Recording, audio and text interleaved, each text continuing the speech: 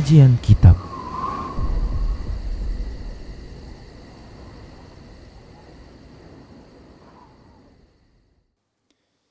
Bismillah, assalamualaikum warahmatullahi wabarakatuh. Innal hamdalillah nahmaduhu wa nasta'inuhu wa nastaghfiruh wa na'udzu billahi min shururi anfusina wa min sayyiati a'malina. Man yahdihillah fala mudhillalah wa man yudlilhu fala hadiyalah. Wa asyhadu an la ilaha illallah wahdahu la syarikalah wa asyhadu anna Muhammadan abduhu wa rasuluhu sallallahu alaihi wasallam. Qala Allah tabaraka wa ta'ala, ya ayyuhalladzina amanu taqullaha haqqa tuqatih wa la tamutunna illa wa antum muslimun. Ya ayyuhan nasu taqu rabbakumul ladzi khalaqakum min nafsin wahidah wa khalaqa minha zawjaha wa bassa minhuma rijalan katsiran wa nisaa'a wattaqullaha alladzi tasaaluna bihi wal arham innallaha kana 'alaikum raqiba. Ya ayyuhalladzina amanu taqullaha wa qulu qawlan sadida yuslih lakum a'malakum wa yaghfir lakum dhunubakum wa may yuti'illaha wa rasulahu faqad faza fawzan 'azima amma ba'd.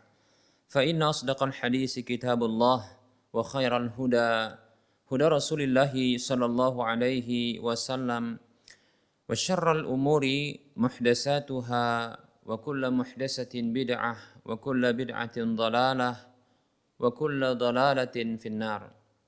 Para hamba Allah rahimani wa rahimakumullah, mari kita bersyukur kepada Allah Subhanahu wa taala atas semua kebaikan dan pemberian dari Allah Subhanahu wa taala yang telah kita rasakan dan insyaallah taala akan kita rasakan seterusnya dan berikutnya kita akan rasakan di negeri yang penuh dengan kenikmatan di surga Allah Subhanahu wa taala, kenikmatan yang kekal abadi selamanya.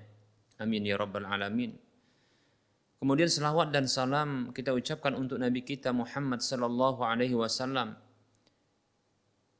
Kita masih berharap terus kepada Allah Subhanahu wa taala agar Allah Subhanahu wa taala memberikan taufik dan bimbingannya kepada kita agar kita terus berada di atas petunjuk ajaran Rasulnya sampai Allah Subhanahu wa taala mewafatkan kita. Para pemirsa Rosya TV dan para pendengar Radio Medan Mengaji di mana saja Anda berada, a'azzani Allah wa iyyakum jami'ah. Kita masih membahas tentang akidah tauhid dan juga kita masih membahas tentang tauhidul asma was sifat, yaitu mengesahkan Allah Subhanahu wa taala di dalam nama dan sifat-sifatnya dengan cara menetapkan apa saja dari nama dan sifat tersebut yang telah Allah Subhanahu wa taala tetapkan untuk dirinya di dalam kitab sucinya yaitu Al-Qur'an maupun lewat lisan Rasulnya Muhammad sallallahu alaihi wasallam di dalam hadis-hadisnya yang sahih dari beliau sallallahu alaihi wasallam, tanpa kita menyerupakan dan menyamakan dengan makhluknya, tanpa kita membayangkan bagaimana bentuk aslinya, serta tanpa kita mempertanyakan bagaimana bentuk hakikatnya, dan tanpa kita melakukan penolakan terhadap salah satu darinya, sekaligus tanpa kita berani dan lancang untuk memalingkan kepada makna yang lainnya, merubah lafaz serta maknanya kepada makna yang lainnya. Baik para muslim rahimani wa rahimakumullah, berikut ini kita akan menyebutkan buah manis dari beriman kepada nama dan sifat Allah Subhanahu wa taala. Ketahui sesungguhnya apabila seorang hamba mengenal dan mengetahui dengan ilmu yang benar tentang nama dan sifat-sifat Allah Subhanahu wa taala, mengetahui tentang makna dari nama dan sifat Allah Subhanahu wa taala, serta mengimani bahwasanya sifat-sifat Allah Subhanahu wa taala adalah sifat yang tinggi lagi mulia, sifat yang maha sempurna, sifat yang hakiki yang sesuai dengan keagungan dan kemuliaan Allah Subhanahu wa taala, serta sesuai dengan kemahasempurnaan bagi Allah Subhanahu wa taala, dan bahwasanya sifat Allah tersebut tidaklah sama dengan makhluknya. Nah, para muslim rahimani rahimakumullah, pengetahuan, pengenalan yang seperti ini akan menyebabkan menghadirkan kebahagiaan bagi hamba tersebut dalam kehidupan dunianya dan akhiratnya. Adapun bagi orang yang sebaliknya, yang tidak mengimaninya, yang menyamakan dengan makhluknya, atau banyak bertanya tentang hakikatnya, bahkan membayangkannya, atau menolaknya, atau bahkan mentakwilkannya kepada makna yang lainnya, memalingkan kepada makna yang hakiki dari apa yang telah Allah Subhanahu wa taala dan Rasul-Nya tetapkan, maka sesungguhnya Allah Subhanahu wa taala akan halangi dia dari kebahagiaan tersebut. Dan orang seperti ini bukanlah orang yang mengagungkan Allah Subhanahu wa taala dengan sebenar-benar pengagungan.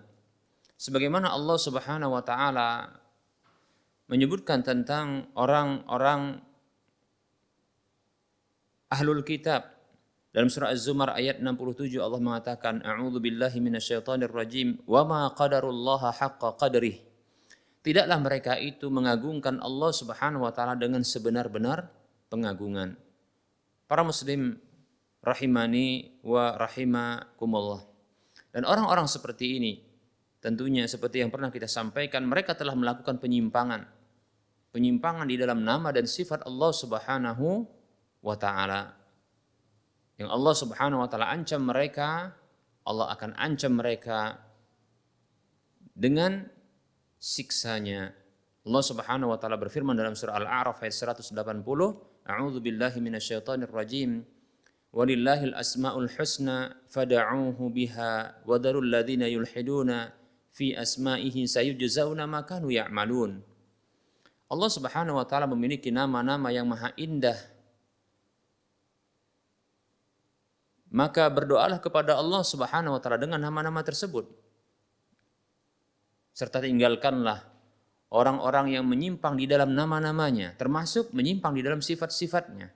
Karena dalam keyakinan ahlu sunnah wal jamaah, di antara konsekuensi kemahaindahan dari nama-nama Allah Subhanahu wa taala, nama-nama tersebut mengandung sifat-sifatnya. Demikian.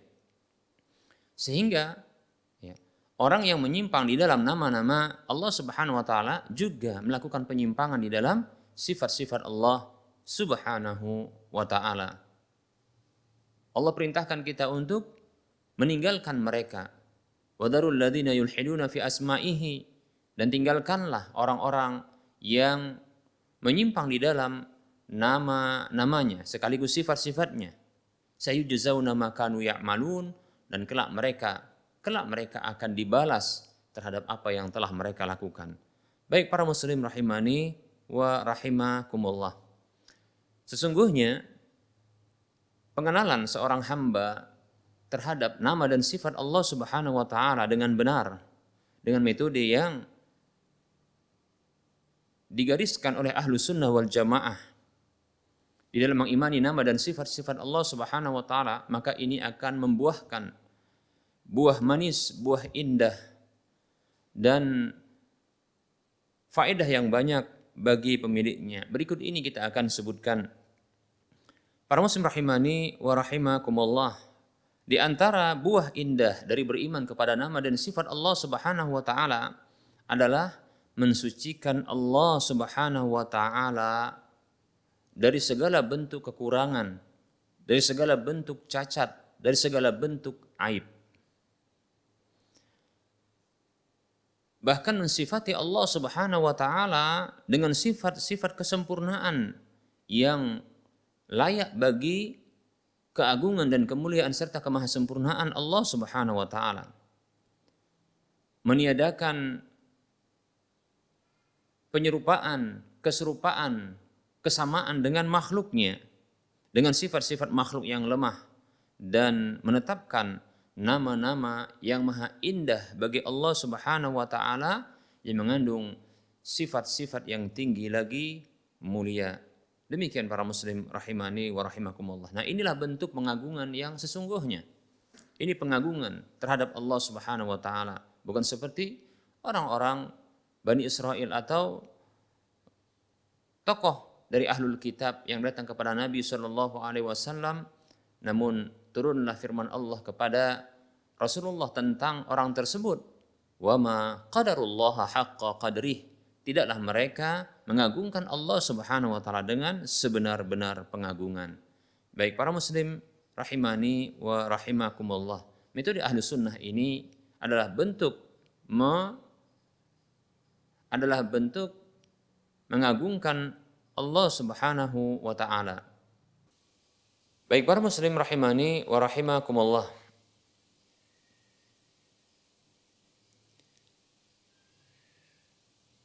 Kita akan lanjutkan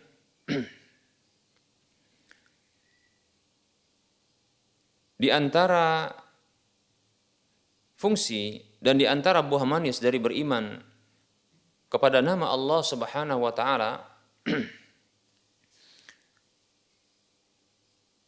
adalah memunculkan harapan dan menghilangkan keputusasaan dari rahmat Allah Subhanahu wa taala.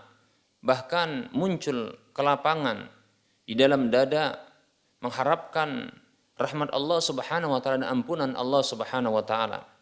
Ketika seorang hamba dia mengimani nama-nama di antara nama-nama Allah Subhanahu wa taala seperti Al-Afu, Al-Ghafur, Ar-Rahim, yang nama-nama ini mengandung sifat Al-Afu, mengandung sifat kemaafan, Al-Ghafur mengandung sifat pengampunan, dan Ar-Rahim mengandung sifat pemberian rahmat kepada hambanya. Maka tentunya bagi seorang hamba ini akan memunculkan harapan yang besar, pada dirinya kepada Allah Subhanahu wa taala, di mana tatkala dia melakukan dosa maka dia tidak akan berputus asa dari rahmat Allah Subhanahu wa taala, di mana masih berpeluang baginya untuk kembali kepada Allah Subhanahu wa taala, untuk dia bisa menjadi orang-orang yang diridhoi oleh Allah Subhanahu wa taala, karena dia mengimani nama Allah Al-Afu, zat yang memaafkan dan memaafkan kesalahan para hambanya. Bahkan wa ya'fu an katsir, Allah memaafkan dari banyak kesalahan para hambanya. Kemudian Al-Ghafur, yaitu zat yang memberikan ampunan, yaitu maghfiratu lil muznimin, yaitu memberikan ampunan kepada orang-orang yang berdosa. Demikian Ar-Rahim, demikian pula Ar-Rahim, zat yang memberikan rahmat khusus kepada hamba yang khusus. Demikian para muslim rahimani wa rahimakumullah. Berikutnya, di antara fungsi dan buah manis dari beriman kepada nama dan sifat Allah Subhanahu wa taala dengan keimanan yang benar, maka ini akan memunculkan dan mendorongnya untuk memiliki rasa takut kepada Allah Subhanahu wa taala dan menjauhi segala bentuk kemaksiatan kepada Allah Subhanahu wa taala. Di mana seorang hamba tatkala dia mengimani nama-nama Allah Subhanahu wa taala yang mengandung sifatnya seperti syadidul iqab, zat yang keras siksanya, kemudian mengimani bahwasanya Allah itu dzuntiqam, adalah zat yang membalas siapa saja dari hambanya yang berbuat kedurhakaan kepadanya, dan mengimani sifat murka dan marah Allah Subhanahu wa taala, maka ini akan mendorong seorang hamba memiliki rasa takut kepada Allah Subhanahu wa taala, sehingga dia akan menahan dirinya dari segala bentuk kedurhakaan kepada Allah Subhanahu wa taala. Menahan dirinya, menghindarkan dirinya dari segala bentuk keburukan-keburukan kerusakan bagi dirinya, demikian pula kerusakan bagi orang lain. Demikian para muslim rahimani wa rahimakumullah. Nah, ini diantara fungsi dan buah manis dari beriman terhadap nama dan sifat Allah Subhanahu wa taala dengan benar. Berikutnya para muslim rahimani wa rahimakumullah, di antara fungsi dan buah manis dari beriman kepada nama dan sifat Allah Subhanahu wa taala dengan benar, maka di antara fungsi dan buah manisnya adalah mendorong seorang hamba untuk memperbesar tawakalnya kepada Allah Subhanahu wa taala. Memperbesar tawakalnya kepada Allah Subhanahu wa taala. Bersandar kepada pertolongan Allah Subhanahu wa taala. Tidak merasa takut dengan musuh-musuh Allah Subhanahu wa taala, musuh-musuhnya.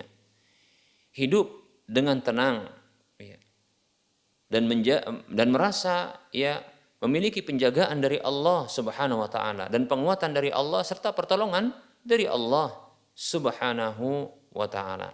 Di mana hamba tersebut meyakini nama-nama Allah berikut yang menghadirkan sifat dan sikap yang kita sebutkan tadi, yaitu nama Allah Al-Qawi, zat yang maha kuat, Al-Qadir, zat yang maha berkuasa, Al-Aziz, zat yang maha perkasa.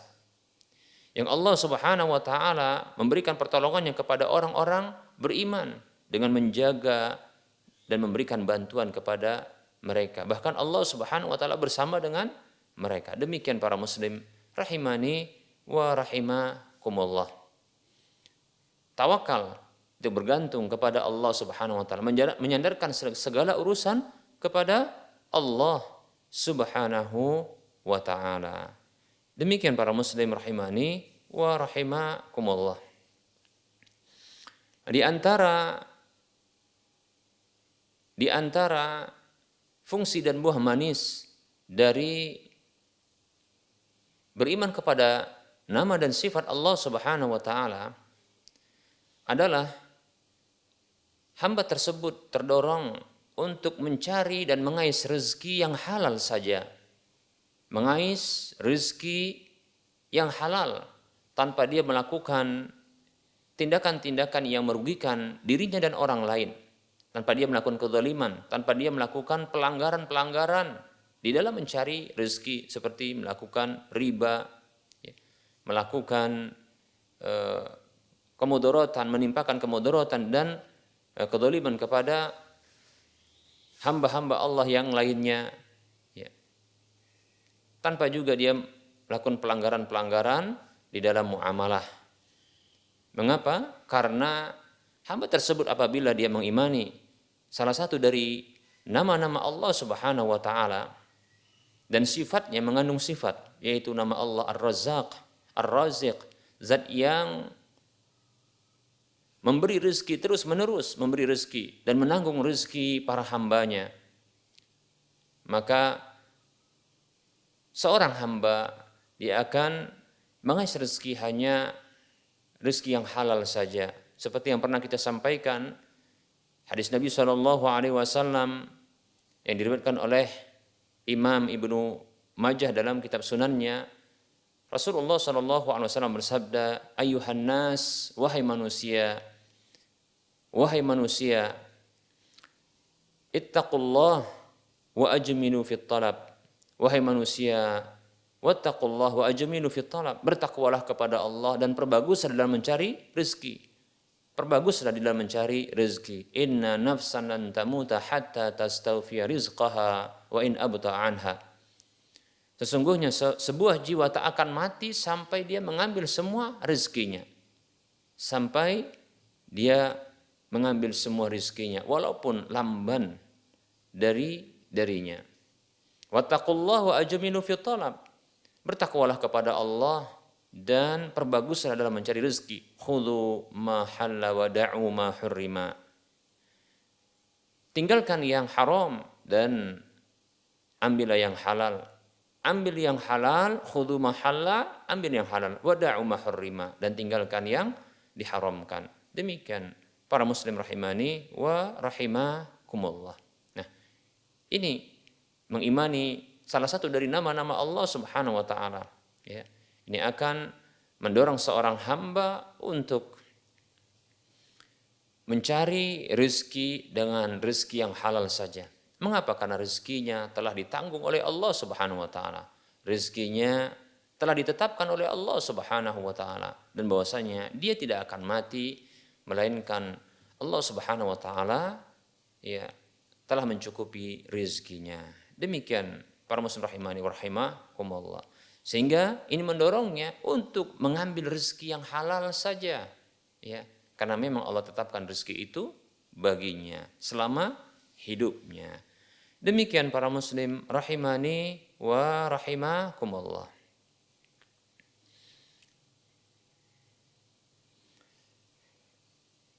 Nah, di antara fungsi dan buah manis dari nama-nama Allah Subhanahu wa taala dan sifat-sifatnya, maka seorang hamba akan terdorong untuk menambah ketaatan kepada Allah Subhanahu wa taala, menambah ketaatan kepada Allah Subhanahu wa taala, mendorongnya untuk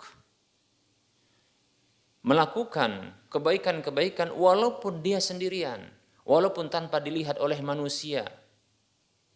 Demikian pula dia tidak akan berani untuk bermaksiat kepada Allah Subhanahu wa taala walaupun tak ada satupun makhluk yang menyaksikannya, walaupun tidak ada orang-orang di sekitarnya, walaupun tatkala dia sendirian, karena sesungguhnya dia mengimani dan telah menghujam di dalam hatinya, di dalam dirinya dari nama-nama Allah Subhanahu wa taala, keimanan terhadap nama Allah Subhanahu wa taala Al-Basir, zat yang maha melihat, bahwasanya Allah Subhanahu wa taala melihat ya apa saja yang besar maupun yang kecil. Penglihatan Allah sama saja, ya. Penglihatan bagi Allah Subhanahu wa taala, zat yang besar maupun yang kecil, maka itu sama bagi Allah. Yang jauh dan yang dekat maka sama bagi Allah Subhanahu wa taala. Dan dia juga mengetahui bahwasanya Allah Subhanahu wa taala adalah Ar-Raqib, zat yang mengawasi para hambanya. Al-Alim, zat yang maha mengetahui apa saja yang tersembunyi, sebagaimana Allah mengetahui apa saja yang tampak. Demikian para muslim rahimani wa rahimakumullah. Nah, ini fungsi dan buah manis dari beriman terhadap nama Allah Subhanahu wa taala. Berikutnya para muslim rahimani wa rahimakumullah. Di antara buah manis dan fungsi keimanan yang benar terhadap nama dan sifat Allah Subhanahu wa taala, maka ini akan mendorong seorang hamba untuk dia berdoa kepada Allah Subhanahu wa taala, untuk memohon hanya kepada Allah Subhanahu wa taala, memohon pertolongan, memohon perlindungan, meminta kebutuhan-kebutuhan, berdoa hanya kepada Allah Subhanahu wa taala. Demikian. Bahkan dengan nama-nama yang sesuai dengan permintaannya. Seperti yang kita sebutkan dalam surah Al-A'raf ayat 180, Allah Subhanahu wa taala berfirman, A'udzu billahi minasyaitonir rajim, walillahil asmaul husna fad'uuhu biha. Allah Subhanahu wa taala memiliki nama-nama yang maha indah, maka berdoalah dengan nama-nama yang indah tersebut kepadanya. Gunakan nama Allah Subhanahu wa taala yang maha indah tersebut. Kita sebut nama Allah tersebut ketika kita meminta sesuatu yang sesuai dengan nama Allah Subhanahu wa taala. Bila kita meminta kerahmatan, maka seru nama Allah Subhanahu wa taala Ar-Rahman Ar-Rahim. Wahai zat yang maha pengasih lagi maha penyayang, maka kasih sayangilah aku, kasih sayangilah kedua orang tuaku, kasih sayangilah saudara-saudaraku. Demikian. Ya Hadi, ya Hadi, ya Hadi. Wahai zat yang memberikan petunjuk. Ya Muqallibal Qulub, zat yang membolak-balikkan hati. Ya Musarrifal Qulub, wahai zat yang memalingkan hati. Berikanlah petunjuk kepada diriku senantiasa berada di atas kebenaran. Berikanlah petunjuk kepada kedua orang tuaku di atas kebenaran. Berikanlah petunjuk kepada saudara-saudaraku dari kalangan kaum muslimin di atas kebenaran dan berikan petunjuk kepada seluruh manusia agar mereka berada di atas kebenaran, dan tetapkanlah hati ini di atas agamamu dan di atas ketaatan kepadamu. Demikian para muslim rahimani wa rahimakumullah. Seperti itu. Ya. Nah, ini ya fungsi ya dari nama-nama Allah, ya, mengenal dengan benar dan mengimani dengan benar nama dan sifat-sifat Allah Subhanahu wa taala. Baik para muslim rahimani wa rahimakumullah.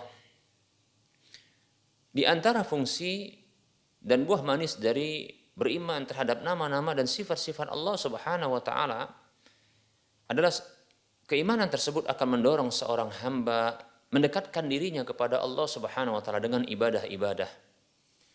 Mendekatkan dirinya kepada Allah Subhanahu wa taala dengan banyak ibadah. Karena Allah Subhanahu wa taala begitu dekat. Karena Allah Subhanahu wa taala akan mendekat kepada hambanya yang mendekat ya kepada diri Allah Subhanahu wa taala. Allah Subhanahu wa taala akan mendekat kepada hamba ya apabila hamba tersebut pun mendekat kepadanya. Demikian para muslim rahimani wa rahimakumullah. Di antara fungsi demikian pula buah manis dari beriman terhadap nama dan sifat Allah Subhanahu wa taala dengan benar, maka keimanan ini akan mendorong seorang hamba untuk dia bersikap rahmat, berbuat baik kepada para hamba-hamba Allah Subhanahu wa taala, memberikan pertolongan kepada hamba-hamba Allah Subhanahu wa taala, bersemangat untuk memberikan kebaikan kepada hamba-hamba Allah Subhanahu wa taala. Demikian. Berbuat baik, memberikan belas kasih kepada sesama. Karena hamba tersebut, seseorang tersebut dia mengimani sifat belas kasih Allah Subhanahu wa taala, sifat Allah yang membalas kebaikan dengan kebaikan yang lebih sempurna. Demikian para muslim rahimani wa rahimakumullah. Seperti contohnya hadis Nabi SAW, wallahu fi aunil abdi ma kana al-abdu fi auni akhihi. Allah senantiasa menolong seorang hamba selama hamba tersebut menolong saudaranya. Hadis riwayat Muslim. Demikian para muslim rahimani wa rahimakumullah. Begitu juga sabda Nabi SAW, man la yarham la yurham. Siapa saja yang tidak memiliki sifat kasih sayang, maka dia tidak akan disayangi oleh zat yang ada di langit. Demikian para muslim rahimani wa rahimakumullah. Maka ini memberikan motivasi kepada dirinya untuk berbelas kasih kepada sesama manusia. Demikian. Ya. Nah, para muslim rahimani wa rahimakumullah.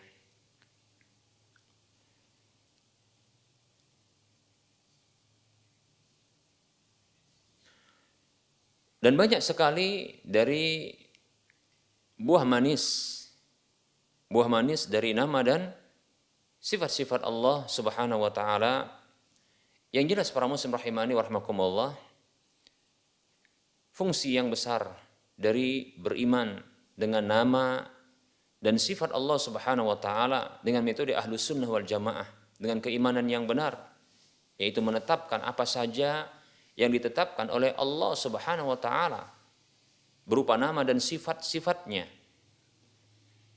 untuk diri Allah Subhanahu wa taala, karena Allah menetapkannya di dalam, baik itu di dalam Al-Qur'an maupun lewat lisan Rasulullah sallallahu alaihi wasallam, maka kita juga menetapkannya.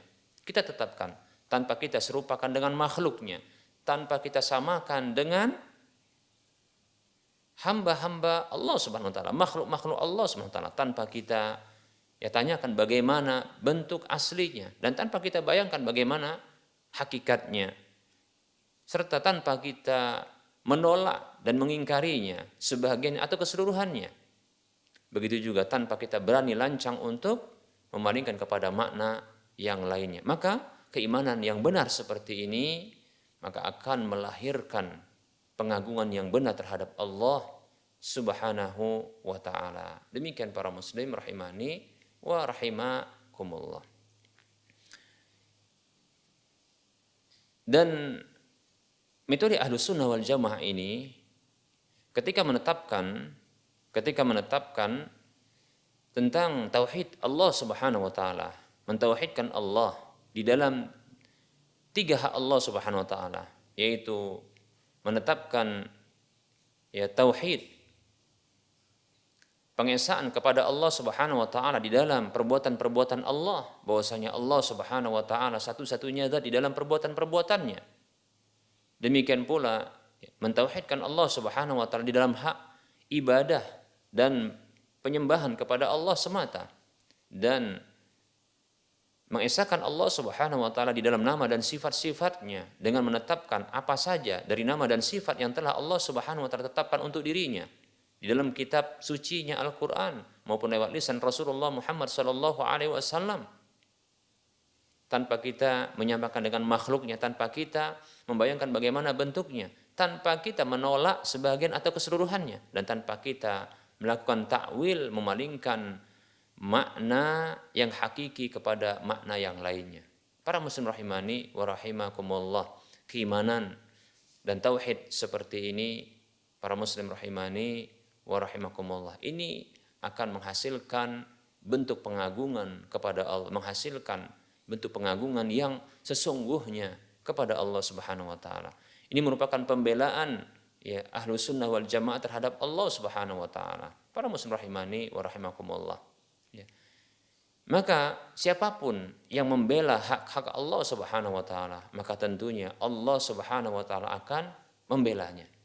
Allah akan membelanya. Al-jaza' min jinsil amal, balasan itu berasal dari jenis amalnya. Pembelaan maka akan dibalas dengan pembelaan. Seperti itu para muslim rahimani wa rahimakumullah. Maka kita yang telah menyadari hal ini, kita yang telah meyakini hal ini, maka kita ajak manusia, kita ajak hamba-hamba Allah Subhanahu wa taala yang lainnya, baik itu muslim maupun non muslim, untuk mari kita membela hak Allah Subhanahu wa taala. Kita kenalkan tentang hak Allah ini kepada mereka, dan hendaknya mereka memenuhi hak-hak Allah Subhanahu wa taala. Demikian. Para muslim rahimani wa rahimakumullah, manusia saat ini begitu besarnya perhatian kepada hak-hak sesama mereka. Ada yang disebut dengan hak azazi manusia, sampai pun mereka melakukan pembelaan terhadap hak azazi hewan, demikian pula lingkungan. Ternyata Allah Subhanahu wa taala balas mereka tatkala mereka memperjuangkan hak-hak sesama mereka. Allah perjuangkan juga, Allah berikan kebaikan kepada mereka. Lalu bagaimana pula bagi hamba-hamba Allah Subhanahu wa taala yang memperjuangkan hak-hak Allah Subhanahu wa taala, maka tentunya lebih layak bagi Allah Subhanahu wa taala untuk membela mereka. Para muslim rahimani wa rahimakumullah. Bila ada hak azazi manusia, maka kita harus membela hak azazi sang pencipta, Allah tabaraka wa ta'ala. Demikian para muslim rahimani wa rahimakumullah. Biarkan manusia mereka membela, membuat aliansi, komunitas untuk membela hak-hak sesama. Dan Islam ini adalah agama yang sempurna, yang mengatur semua hak, Demikian. Bahkan Rasulullah SAW diutus oleh Allah Subhanahu wa taala memang untuk menyempurnakan akhlak yang mulia. Dalam sebuah hadis yang diriwayatkan oleh Imam Ahmad dalam musnadnya, Rasulullah SAW bersabda, "Innama bu'istu liutammima salihal akhlaq." Sesungguhnya aku diutus oleh Allah Subhanahu wa taala hanyalah untuk menyempurnakan akhlak yang saleh, akhlak yang baik, akhlak yang mulia. Sesungguhnya akhlak para muslim rahimani rahimakumullah itu porosnya, intinya terletak pada pemenuhan hak. Siapa saja yang telah memenuhi hak-hak yang ada di pundaknya, Siapa saja yang telah memenuhi hak-hak siapa saja yang ada di pundaknya, yang wajib baginya untuk memenuhi hak-hak tersebut, maka sesungguhnya dia telah berakhlak dan beradab kepada pemilik dari hak tersebut. Demikian para muslim rahimani wa rahimakumullah. Sesungguhnya Allah Subhanahu wa taala memiliki hak. Allah Subhanahu wa taala ya, memiliki hak. Hak Allah Subhanahu wa taala adalah tauhid, mengesahkan Allah Subhanahu wa taala di dalam nama, di dalam perbuatan-perbuatannya, di dalam hak peribadahan dan persembahan yang hanya ditujukan kepadanya. Demikian pula di dalam nama dan sifat-sifatnya yang kita tetapkan ya untuk Allah Subhanahu wa taala, karena dia telah menetapkan nama dan sifat itu untuk dirinya di dalam kitab Allah Al-Qur'an maupun lewat lisan Rasulnya Muhammad SAW, tanpa kita menyamakan dengan makhluknya, tanpa kita membayangkan bagaimana bentuknya, tanpa kita menolak sebahagian atau keseluruhannya, dan tanpa kita ya memalingkan, merubah makna yang hakiki kepada makna yang lainnya. Demikian. Ini adalah hak Allah Subhanahu wa taala. Kita berikan kepada Allah Subhanahu wa taala. Maka ketahuilah, pasti Allah akan membela kita. Pasti Allah akan membela kita. Para muslim rahimani wa rahimakumullah.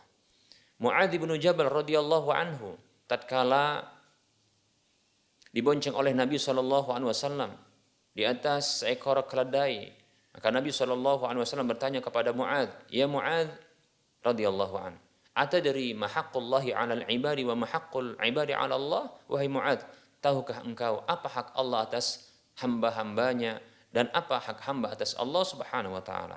Mu'adz mengatakan, Allahu wa rasuluhu a'lam, Allah dan Rasulnya yang tahu. Maka Rasulullah SAW bersabda, haqqullahi 'alal ibadi ayya'buduhu wa la yusyriku bihi syai'a.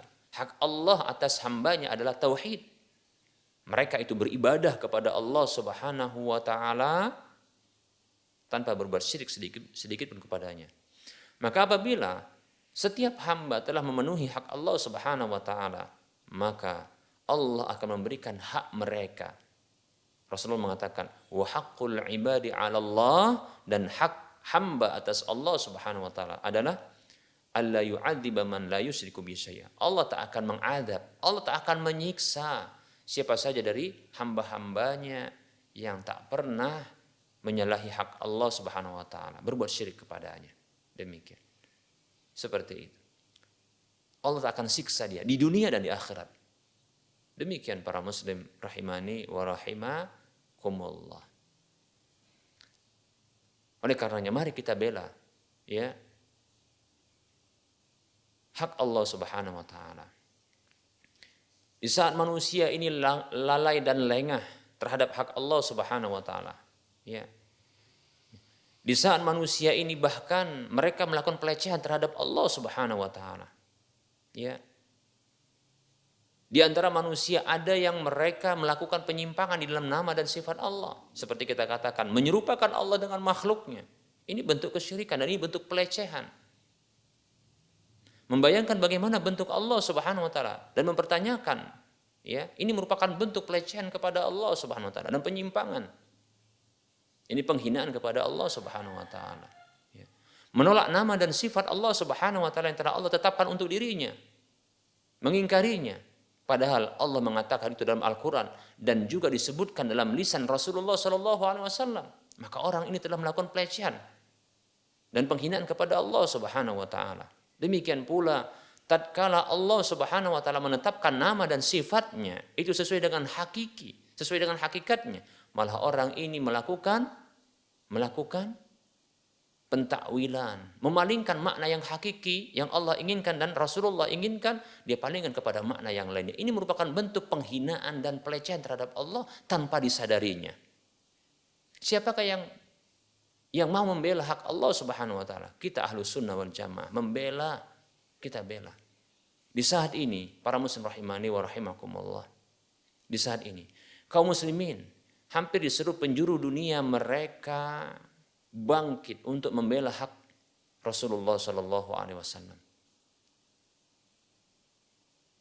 Tatkala Rasulullah Sallallahu Alaihi Wasallam dilecehkan haknya, dihina dengan dimunculkan karikatur tentang Rasulullah Shallallahu Alaihi Wasallam, maka kaum muslimin di hampir seluruh wilayah yang ada di dunia ini, di negeri-negeri kaum muslimin, mereka bangkit, bahkan di negeri kafir, ya mereka pun bangkit membela hak nabinya, hak Nabi kita Muhammad Sallallahu Alaihi Wasallam. Walaupun barangkali ya niat yang benar terkadang diiringi dengan cara yang tidak benar, ya.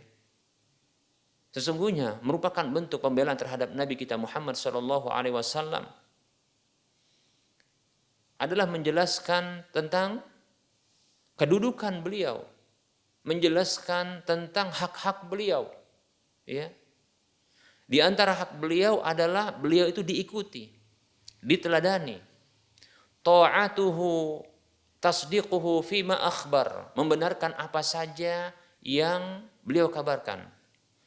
Wa ta'atuhu fima amar, dan mentaati di dalam apa saja yang beliau perintahkan. Wajtinabu ma naha anhu wazajar, dan meninggalkan apa saja yang beliau larang dan beliau peringatkan. Wa alla yu'badallahu illa bima syara'a, dan tidaklah dan beribadah kepada Allah dengan syariat yang beliau ajarkan. Demikian. Baik para muslim rahimani wa rahmakumullah. Ini di antara hak Rasulullah yang ini harus kita bela. Ya, ini hak Rasulullah yang harus kita bela. Kita bela Rasulullah. Demikian. Begitu juga kecintaan. Di antara hak Rasulullah adalah mencintai beliau melebihi di atas kecintaan siapapun. Di antara hak Rasulullah Sallallahu Alaihi Wasallam adalah mendahulukan sabda-sabda beliau yang itu adalah wahyu Allah Subhanahu Wa Taala ketimbang perkataan siapapun dari manusia. Demikian. Para muslim rahimani wa rahmakumullah.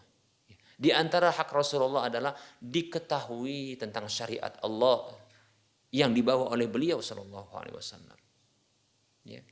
Petunjuk beliau. Dan ini yang akan memenangkan umat Islam. Allah Subhanahu wa taala berfirman, "Huwallazi arsala rasulahu bil huda wa dinil haqqi liyudhhirahu 'ala ad-dini kullihi wa kafa billahi syahida." Allah Subhanahu wa taala berfirman, A'udzu billahi minasyaitonir rajim. Huwallazi arsala rasulahu bil huda wa dinil haqqi liyudhhirahu 'ala ad-dini kullihi wa kafa billahi syahida. Allah Subhanahu wa taala berfirman di dalam surah Al-Fathu ayat 28 yang artinya dialah Allah Subhanahu wa taala zat yang telah mengutus rasulnya dengan membawa petunjuk hidayah dan agama yang benar ini agar Allah memenangkan, memunculkan, mengeksiskan agama ini di atas seluruh agama, dan cukuplah Allah sebagai saksinya. Demikian. Seperti itu. Baik para muslim rahimani wa rahimakumullah. Begitu cara ya membela Rasulullah Shallallahu Alaihi Wasallam, yaitu membela haknya. Ketahuilah sesungguhnya tatkala Nabi kita Muhammad Shallallahu Alaihi Wasallam di masa beliau dilecehkan hak pribadi beliau yang bukan terkait dengan agama, hak pribadi beliau. Bahkan tatkala juga beliau ya mengalami ya luka berupa gigi yang patah sebahagiannya. Demikian. Beliau tidaklah membalas dengan berlebihan. Beliau tidak membalas, bahkan beliau memaafkan. Karena beliau bukanlah orang yang membalas untuk kepentingan diri pribadi. Ya. Dan ketahuilah sesungguhnya Nabi kita Muhammad Shallallahu Alaihi Wasallam begitu pemaaf dengan umatnya, walaupun kepada orang kafir. Demikian. Ketika beliau dikatakan sebagai orang gila, kalau sekarang mungkin dibuat karikatur dengan karikatur gila, begitu. Sebagai penyihir, pemecah hubungan keluarga dan seterusnya, ya. Beliau tidaklah membalas. Demikian para muslim rahimahni wa rahimakumullah. Namun apabila yang disakiti adalah agama, Yang dilecehkan adalah Allah dan agama Allah Subhanahu wa taala. Maka beliau pun bangkit demikian. Ya. Seperti itu. Nah, sekedar karikatur para muslim rahimani wa rahmakumullah, ya. Karikatur. Nah, ini merupakan bentuk pelecehan terhadap hak Rasulullah Shallallahu alaihi wasallam secara pribadi. Namun, kita juga harus membelanya, tapi dengan cara yang benar, dengan cara yang benar. Ya. Bukan dengan cara yang tidak benar. Bukan melakukan anarkis, bukan melakukan tindakan-tindakan yang membuat malah memunculkan image kepada ya orang-orang kafir bahwasanya begitu bengisnya umat Islam, ya, begitu hilangnya sifat pemaaf dari umat Islam. Demikian tidak. Malah ini kesempatan bagi kita sebagai umat Islam untuk membalas keburukan dengan kebaikan, bahkan menjelaskan dengan penjelasan. Jika ingin melakukan sebuah tindakan, contohnya seperti pemboikotan ya, terhadap produk-produk satu negara yang telah melancarkan penghinaan terhadap Nabi kita Muhammad SAW, maka itu dibenarkan, insya Allah Ta'ala, maka tidak masalah. Ya. Tapi jangan lupa ada hak yang esensi yang harus kita bela, seperti yang kita sebutkan tadi. Membenarkan, membela ajaran Rasulullah SAW, ya. Membenarkan apa saja yang beliau kabarkan, mentaati apa saja yang beliau perintahkan, menjauhi apa saja yang beliau larang dan peringatkan, beribadah kepada Allah dengan apa yang beliau syariatkan dan ajarkan. Begitu. Mencintai beliau melebihi kecintaan kepada segala sesuatu yang ada yang kita miliki. Mengedepankan perkataan sabda beliau karena itu adalah wahyu ya, ketimbang seluruh perkataan manusia. Demikian. Mengenal kehidupan kenabian beliau bahkan sebelum kenabian beliau. Begitu. Menyebutkan selawat dan salam untuk Nabi SAW tatkala disebutkan nama beliau sallallahu alaihi wasallam.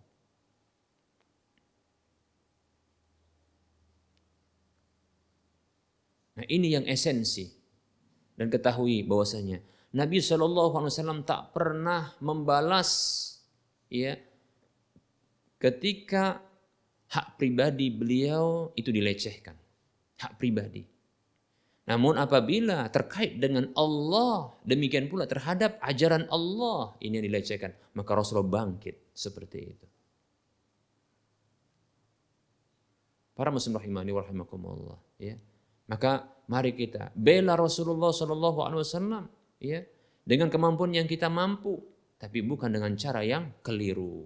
Demikian. Yang malah sebaliknya memunculkan ya Islamofobia, ketakutan kepada Islam. Demikian. Seperti itu para muslim rahimani wa rahimakumullah. Ya. Nah, momen yang sangat begitu monumental saat ini, momen yang begitu tepat saat ini, di mana ya bangkitnya kaum muslimin membela hak Rasulullah SAW, maka semestinya ini yang ingin kita sampaikan. Maka semestinya ini membuat seorang muslim atau setiap muslim itu lebih untuk ya membela hak Allah Subhanahu wa taala. Ya. Membela hak Allah Subhanahu wa taala. Demikian. Kita katakan tadi bahwasanya Rasulullah sallallahu alaihi wasallam beliau begitu memaafkan umatnya walaupun umatnya kafir dan melecehkan hak pribadi beliau. Tapi apabila melecehkan Allah, agama Allah, maka beliau bangkit untuk membela seperti itu.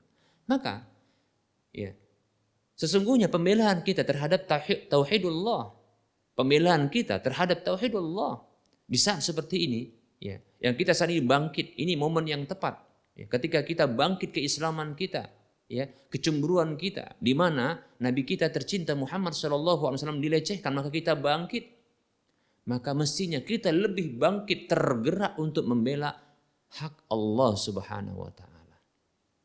Karena tanpa disadari ternyata yang melakukan pelecehan terhadap hak Allah adalah ternyata dari kaum muslimin juga. Di mana mereka menyamakan Allah dengan makhluknya. Di mana mereka itu membayangkan bagaimana bentuk asli dari sifat-sifat Allah Subhanahu wa taala. Dan mempertanyakan bagaimana bentuknya. Di mana mereka juga melakukan penolakan terhadap nama dan sifat Allah Subhanahu wa taala. Di mana mereka juga melakukan ta'wil. Ini bentuk kelancangan dan bentuk pelecehan terhadap hak Allah, yaitu memalingkan makna yang hakiki dari sifat Allah Subhanahu wa taala kepada makna yang lainnya.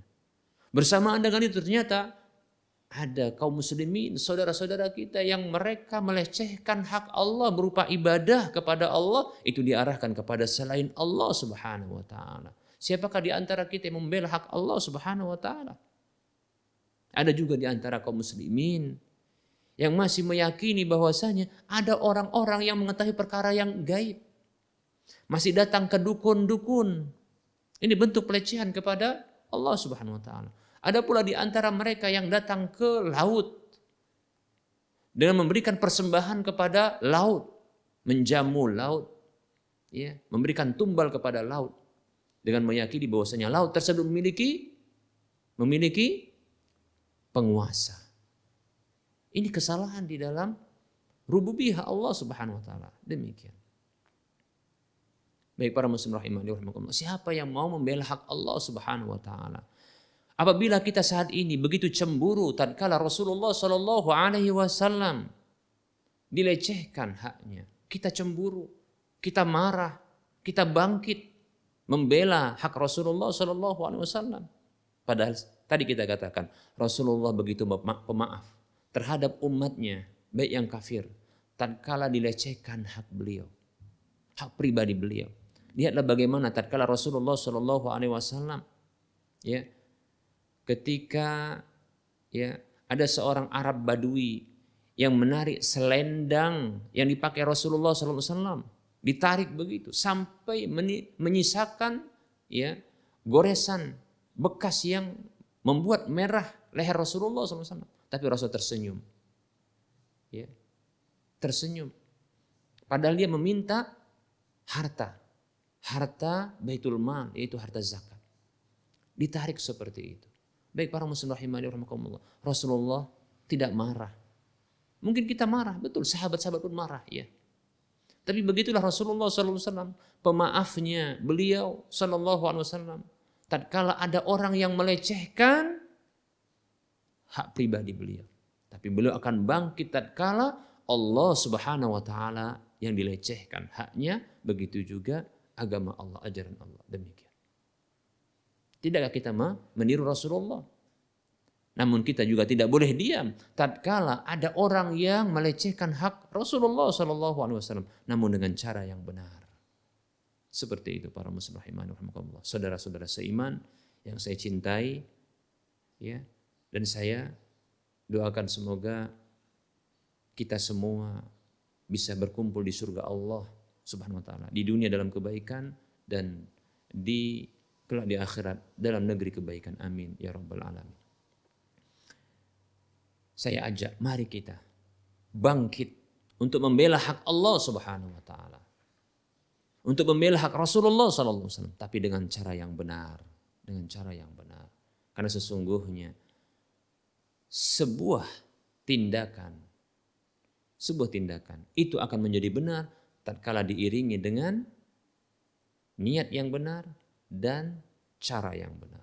Demikian para muslim rahimani wa rahimakumullah. Baik, kita akan lanjutkan berikutnya dengan sesi soal jawab.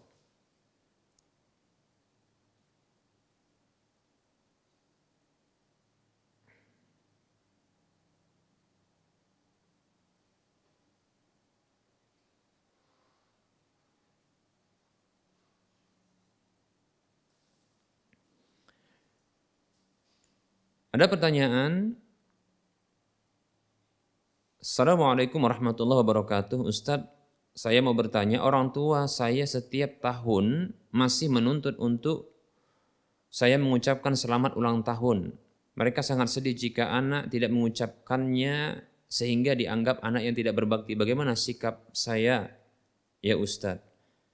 Waalaikumsalam warahmatullahi wabarakatuh. Jadilah anak yang saleh atau salihah, ya, yang senantiasa mengucapkan kata-kata yang lembut. Tidak mesti harus ucapan selamat ulang tahun, ya. Perlu kita ketahui bahwasanya ya ulang tahun merupakan dan merayakannya merupakan bentuk meniru kebiasaan orang-orang kafir. Sampai-sampai ya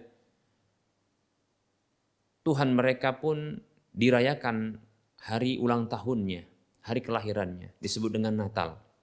Ya. Itu orang-orang Nasrani. Demikian. Ya. Rasulullah Shallallahu alaihi wasallam bersabda, "Man tashabbaha biqaumin fahuwa minhum." Hadis riwayat Abu Daud. Siapa saja yang meniru satu kaum maka dia termasuk kaum tersebut. Demikian. Hadis riwayat Abu Daud. Nah, para muslim rahimani wa rahimakumullah. Maka bila kita mengetahuinya hukum ulang tahun ini, maka tidak perlu kita untuk merayakannya. Lalu bagaimana dengan sikap orang tua yang menuntut dan menginginkan anak tersebut mengucapkannya?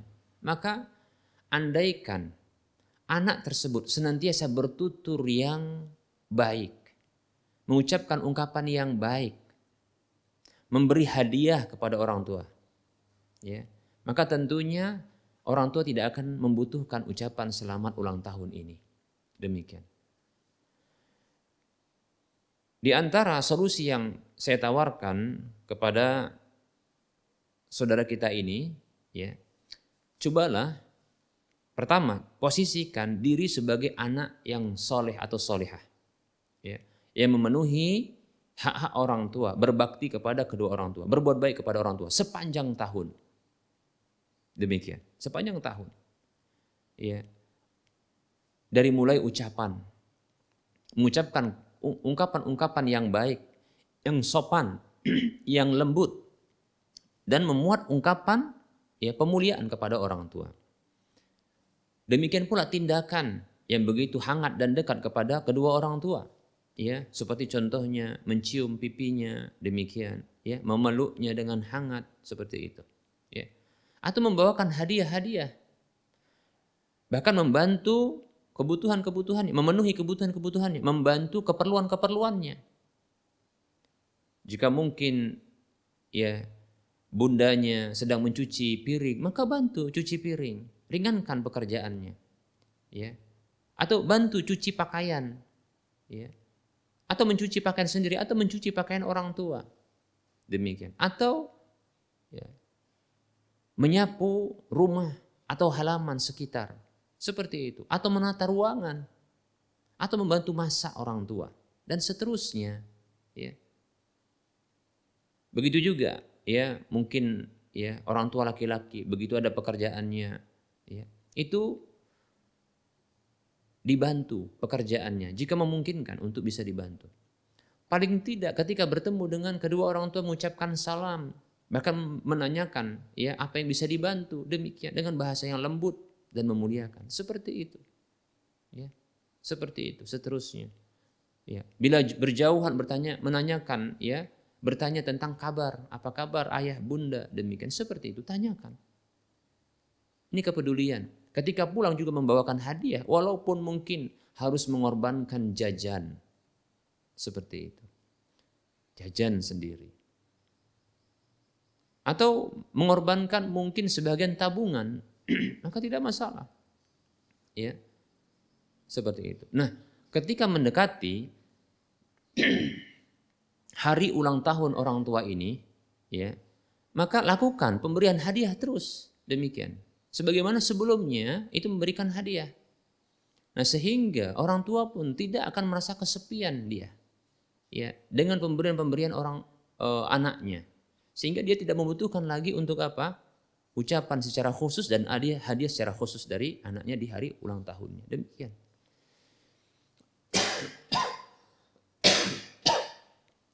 Baik, para muslim rahimani wa rahimakumullah. Nah, ini solusi demikian. Iya. Dan jangan lupa doakan ya kebaikan untuk orang tua, di antaranya doa hidayah. Wallahu taala alam.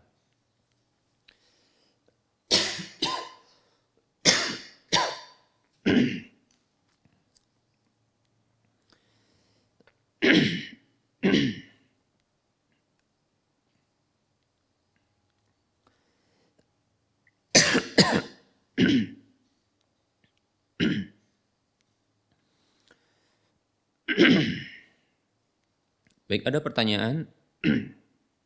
Bismillah, mau bertanya Ustadz, bagaimana sikap orang tua yang memberikan mainan boneka yang menyerupai manusia lengkap seperti boneka Barbie? Apa bisa merusak akidah anak? Syukran jazakallahu khairan. Afan wa anta fajazakallahu khairan. Sesungguhnya boneka termasuk sesuatu yang dibolehkan karena diberikan dispensasi oleh Nabi Shallallahu Alaihi Wasallam. Nabi Shallallahu Alaihi Wasallam pernah membiarkan Aisyah radhiyallahu anha bermain boneka al-banat, yaitu anak-anak boneka anak-anak perempuan. Begitu juga boneka kuda terbangnya Nabi Sulaiman, seperti itu.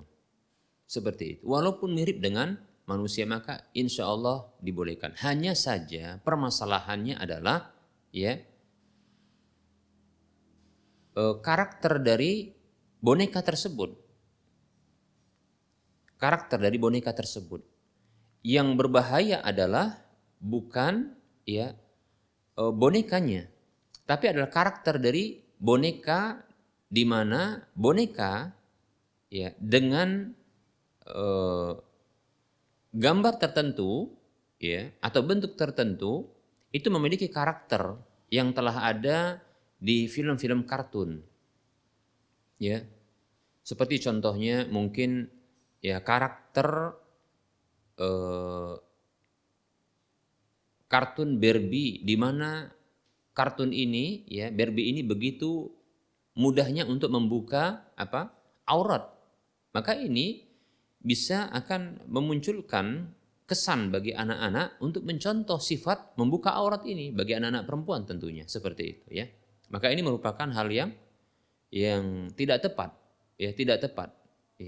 Hendaknya bila contohnya memberikan boneka kepada anak, maka pastikan boneka itu lepas dari karakter-karakter buruk di dalam film-film kartun, seperti contohnya kekerasan, kasar, Begitu juga contohnya adalah kemesuman, Begitu juga mengumbar aurat dan hal-hal yang menyimpang yang lainnya. Begitu juga contohnya seperti mungkin kartun-kartun yang ini bermuatan kesyirikan. Seperti contohnya ada tongkat sihir, atau tongkat peri, kartun boneka yang memegang tongkat peri yang bisa mengubah apa saja, atau mungkin kartun atau boneka dari kartun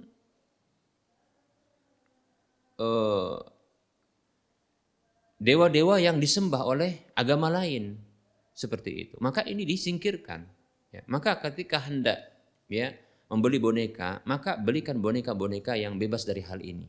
Boneka-boneka yang bebas dari hal ini. Seperti contohnya barangkali boneka hewan, boneka hewan-hewan yang tidak ada karakter-karakter buruknya, seperti itu. Adapun boneka, hukum boneka insya Allah Ta'ala boleh walaupun mirip dengan manusia, berbentuk manusia. Hanya saja pastikan karakter-karakter bagi tokoh boneka tersebut,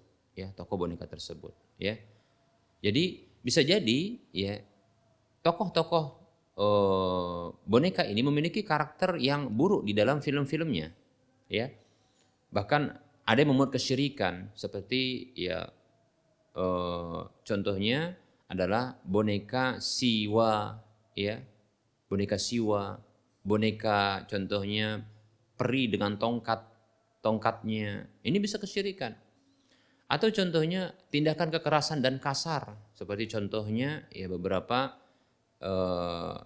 kartun-kartun yang mengandung perkelahian, ini akan membuat anak-anak menjadi jadi kasar dan keras demikian, seperti itu. Ya. Begitu juga seperti boneka Barbie yang ini mengajarkan bagaimana begitu terbuka di dalam ya berpakaian dan seterusnya, maka ini dihindarkan. Pilihlah boneka-boneka yang mendidik, ya, mendidik, ya seperti itu. Wallahu taala a'lam.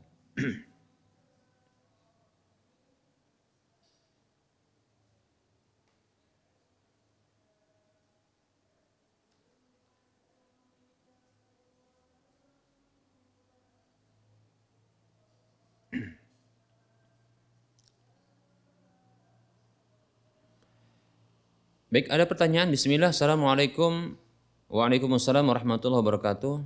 Ustadz, saya mau bertanya, adakah syariat dari Nabi kita Sallallahu Alaihi Wasallam tentang sholat syuruk atau isyraq? Adakah dalilnya dari hamba Allah di Palembang? Jazakallahu khaira. Wa anta fajazakallahu khaira.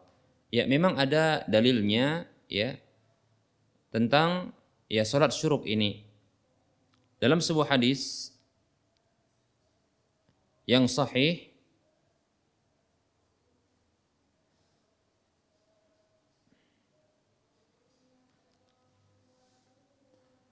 hadis yang Rasulullah Sallallahu Alaihi Wasallam beliau bersabda,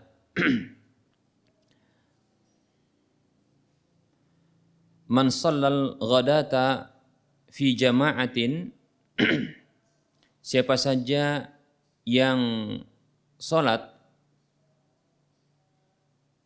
subuh, man shalla al-ghadata fi jama'atin, siapa saja yang sholat subuh secara berjamaah,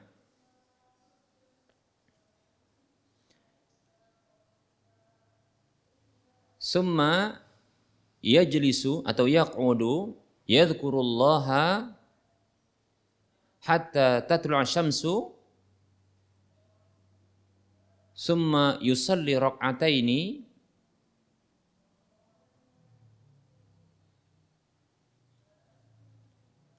kana ka'ajri al-hijjati wal umrati tamatan. Ya. Kita ulangi lafadznya, ya.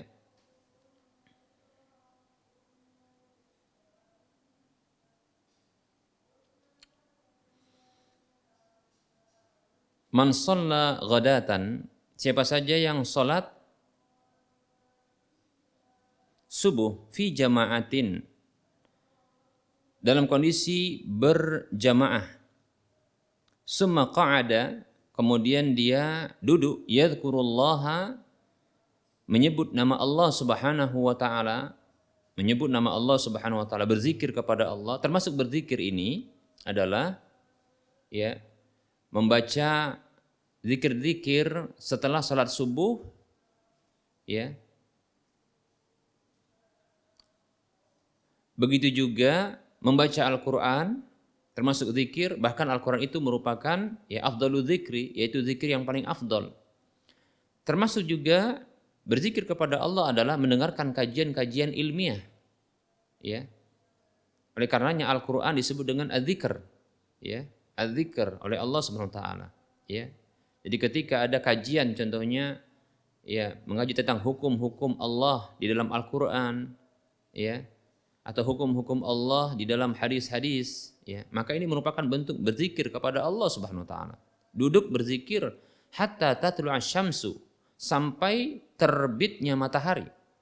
Summa shalla rak'ataini, kemudian ia salat 2 rakaat, kanat lahu ka ajri hajjatin wa umratin, maka dia mendapatkan pahala seperti pahala haji dan umrah, tamatan. 3 kali Rasul mengatakan ya sempurna, itu pahalanya. Hadis ini hadis yang dikeluarkan oleh Imam At-Tirmidzi, ya, dari Anas bin Malik radhiyallahu anhu, dan disahihkan oleh Syekh Al-Albani rahimahullahu taala dalam Sahihul Jami dengan nomor urut hadis ya 6346. 6346. dalam Sahihul Jami' disahihkan oleh Syekh Al-Albani rahimahullahu taala. Seperti itu, ya. Demikian. Jadi hadisnya memang sahih. Nah, silakan. Walaupun ada sebagian ulama yang mendhaifkan hadis ini, ya. Ada yang mendhaifkan hadis ini. Demikian, ya.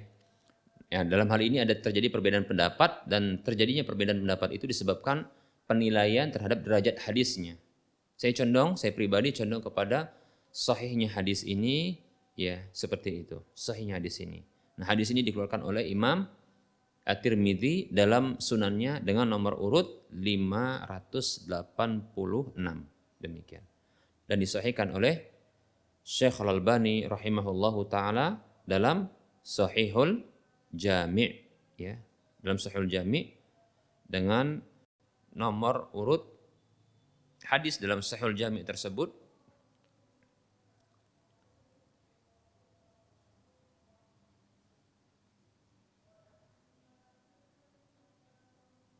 dengan nomor urut 6346. Demikian. Wallahu taala a'lam.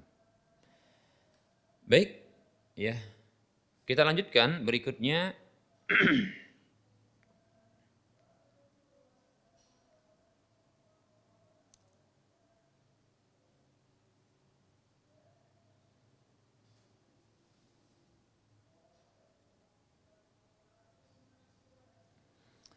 Assalamualaikum Ustaz. Waalaikumsalam warahmatullahi wabarakatuh. Maaf, saya mau bertanya Ustaz, ada saudara yang bekerja sebagai PNS di bagian Samsat, yang mana bagian tersebut mengurusi masalah pajak, dan beliau ingin pindah dari Samsat ke kantor camat dengan alasan karena keharaman bekerja di tempat tersebut. Tetapi untuk mengurus pindahnya, kita diminta untuk membayar sejumlah uang. Kalau tidak dibayar, kita tidak bisa pindah. Sementara kerja di Samsat haram. Bagaimana menurut Ustaz? Apa hukumnya kalau kita membayar supaya kita bisa pindah? Syukran Ustaz. Waalaikumsalam warahmatullahi wabarakatuh. Ya, bekerja sebagai PNS di bagian Samsat, yaitu mengurusi masalah pajak. Nah, pajak perlu kita jelaskan bahwasanya pajak ini, ya, ada dua rinciannya. Pertama adalah, ya, apabila pajak tersebut yang ditetapkan oleh pemerintah dan dikutip, ya, dananya dari masyarakat, rakyat, dan apabila dana yang dikutip tersebut itu dikembalikan nantinya kepada kemaslahatan umum, seperti contohnya pembangunan, ya, fasilitas-fasilitas umum. Demikian pula, ya, pajak ini digunakan untuk, ya, roda atau biaya operasional negara, contohnya, ya. Dan untuk pada umumnya untuk kemaslahatan umum, maka pajak seperti ini bukanlah, ya, seperti yang disebutkan dalam hadis Nabi SAW, ya, la yadkhulul jannata sahibu maksin, ya, tidaklah masuk surga orang yang sahibu maksin. Itu diterjemahkan oleh sebagian, ya, ahlul ilmi bahwasanya sahibu maksin adalah petugas pajak. Demikian. Maka jenis pajak yang pertama seperti ini tidaklah termasuk maks atau mukus, ya, karena mukus ini adalah, ya, pengambilan harta, ya, pengambilan harta dari rakyat, ya, untuk kemaslahatan pribadi orang yang mengambilnya, seperti itu. Dan ini merupakan bentuk kezaliman, seperti itu, ya.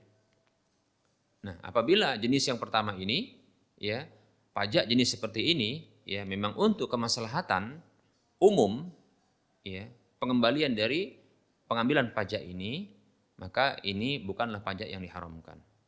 Yang kedua adalah pajak-pajak yang tadi sudah kita sebutkan, yaitu pajak yang termasuk kategori al-mukus, yaitu pungli kita katakan, yaitu pungutan-pungutan liar, atau kita katakan termasuk pungutan liar atau yang ditetapkan, namun ternyata maslahatnya ini tidak kembali kepada masyarakat, dan ini hanya untuk, ya, pihak yang mengutipnya, tidak ada pengembaliannya kepada masyarakat yang dikutip dana itu dari mereka, ya. Maka yang seperti ini bentuk kedzaliman, ya.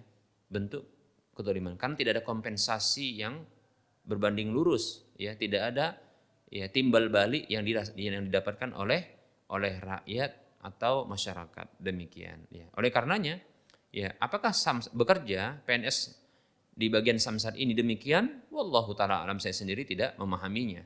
Kita hanya bisa menjelaskan ya rinciannya beserta dengan hukumnya, demikian. Nah, kemudian ketika hukum yang terkait dengan yang ditanyakan ini tadi ya terkait dengan pajak, ya, masalah pajak, kemudian berpindah dari satu instansi kepada instansi yang lain, begitu ya. Dan diharuskan untuk pengurusan kepindahan ini dengan membayar ya sejumlah uang. Baik para muslim rahimani rahimakumullah. Apakah pembayaran sejumlah uang ini termasuk suap? Maka kita katakan, kita rinci pula, apabila ya sejumlah uang yang ditetapkan itu untuk dikeluarkan dan dibayarkan itu termasuk adalah ya biaya administrasi yang ditetapkan oleh negara ketika hendak ya berpindah dari satu instansi kepada instansi yang lain, maka yang seperti ini tentunya dibolehkan dan dibenarkan, dan itu bukan merupakan bentuk suap, ya, tapi ini biaya administrasi yang ditetapkan oleh negara, tentunya dengan jumlah yang tepat sesuai, tidak lebih, demikian, ya. Namun apabila ternyata ya dana yang ditetapkan tersebut adalah atau dana yang disetorkan, dana yang diserahkan, ya, atau yang ditarik atau yang dibayarkan ini adalah dana yang fiktif, yang sesungguhnya tidak ada beban biaya di dalam kepindahan tersebut, ya, kepindahan dinas kerja ya dari satu instansi kepada instansi yang lain, maka ini bisa jadi memang suap, ya, bisa juga ini termasuk ghulul, harta khianat, demikian, yang diberikan kepada para petugasnya, demikian, ya. Wallahu taala a'lam, ya, semoga bermanfaat. Baik para muslim rahimani rahimakumullah, sepertinya waktunya sudah berakhir, ya. Kita cukupkan terlebih dahulu ya kajian kita pada pertemuan kali ini, yang tentunya di dalam penyampaian kajian ini terdapat kekurangan, kesalahan dan kekeliruan, maka kepada Allah Subhanahu wa taala saya mohon ampun, dan kepada para pemirsa dan para pendengar sekalian saya mohon maaf. Sesungguhnya kebenaran itu datang dari Allah Subhanahu wa taala, kesalahan itu datang dari saya pribadi dan bisikan syaitan. Kita akhiri. Wassallallahu ala Muhammad wa ala alihi wa ashabihi ajma'in. Subhanakallahumma wa bihamdika asyhadu an la ilaha illa anta astaghfiruka wa atubu ilaika walhamdulillahi rabbil alamin. Assalamualaikum warahmatullahi wabarakatuh.